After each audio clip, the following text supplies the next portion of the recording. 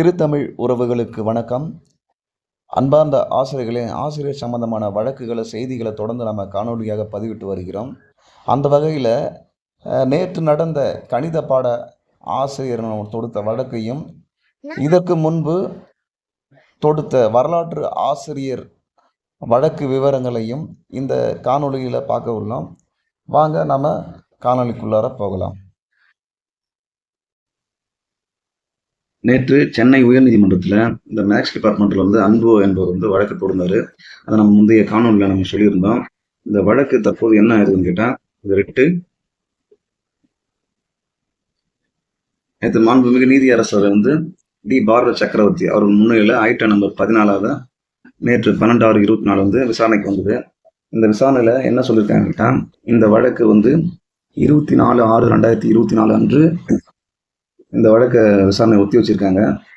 இந்த வழக்கு மாதிரி இன்னொரு வழக்கு இருக்கு, அந்த வழக்கோடு சேர்த்து விசாரிக்கிறதா சொல்லியிருக்காங்க.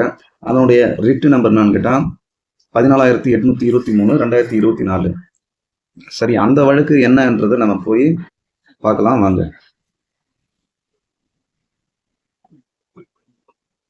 இந்த பெட்டிஷன் 14,823 இந்த கேஸ் எப்போ ஃபைல் ஆகுதுன்னு கேட்டால் 3/6/2024 ஃபைல் ஆகி 5/6/2024 ரெஜிஸ்ட்ரேஷன் ஆகுது. இந்த வழக்கு கொடுத்தவர் MP சுதாகர். யாருக்கு எதிரான கேட்டால் நம்ம ஸ்டேட் ஆஃப் தமிழ்நாடு பள்ளிக்கல்வி இயக்குனர் மற்றும் ஆசிரியர் தேர்வு வாரியத்துக்கு. இந்த வழக்கை நடத்துவர் கேட்டால் N கவிதா ரமேஸ்வர், SK ராமேஸ்வர் ராமச்சந்திரன். இது சர்வீஸ் மேட்ரு. சென்னை ஹைகோர்ட்டில் தான் வருது, சிங்கிள் பெஞ்சில் வருது. இந்த வழக்கு 6/6/2024 ஐட்டம் நம்பர் 22 வந்திருக்கு. இந்த வழக்கு 6ஆம் தேதி இந்த வழக்கு வந்திருக்கு. இதில்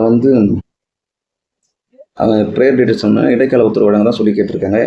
எது சம்மந்தமாக இடைக்கால உத்தரவுன்னு கேட்டால், இந்த பெட்டிஷனர் என்னன்னு கேட்டால், அவர் ஹிஸ்ட்ரியில் ஸ்பெஷல் BEd முடிச்சிருக்காரு.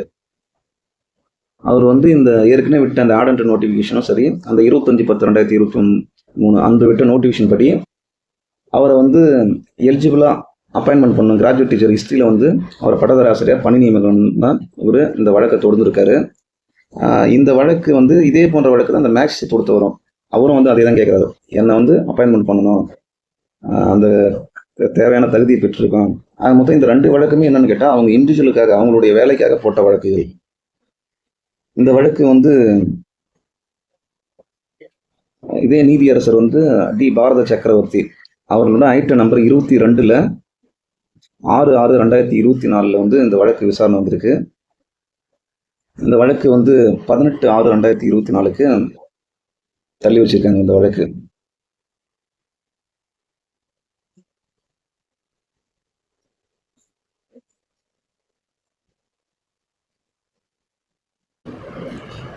இந்த வழக்கில் என்ன சொல்கிறாங்க கேட்டால், இது ஸ்பெஷல் எஜுகேஷன் டீச்சருக்கு சம்மந்தப்பட்டது சொல்லியிருக்காங்க. அதாவது இந்த விளம்பரத்தின்படி அதிகப்படியான காலியிடங்கள் இருந்தும் குறைவான நபர்களே சர்டிஃபிகேட் வெரிஃபிகேஷனை கால் பண்ணியிருக்காங்க. இவரை சர்டிஃபிகேட் வெரிஃபிகேஷனை கால் பண்ணுறதுக்கு தகுதி இருந்தும் இவர் அழைக்கலைன்ற மாதிரி தான் இவர் கேட்டிருக்காரு. இது குறித்து தான் கவர்மெண்ட்டில் மைத்ரேயி சந்துரு அந்த நோட்டீஸை வாங்கியிருக்காரு. அப்புறம் இது சம்மந்தமாக ரெஸ்பாண்ட் 3னா ஆசிரியர் தேர்வு வாரியம் தான் சொல்கிறாங்க. இது சம்மந்தமாக இந்த வழக்கு அடுத்து 18/6/2024 வருதுன்னு சொல்லியிருக்காங்க. இந்த வழக்கோடு தான் சம்மந்தப்படுத்தி நேற்று வந்த வழக்கை சேர்த்து விசாரிக்கிறதா சொல்லியிருக்காங்க. இந்த வழக்கில் அவங்க ஹிஸ்ட்ரியில் ஸ்பெஷல் எஜுகேஷன் முடிச்சிருக்காரு.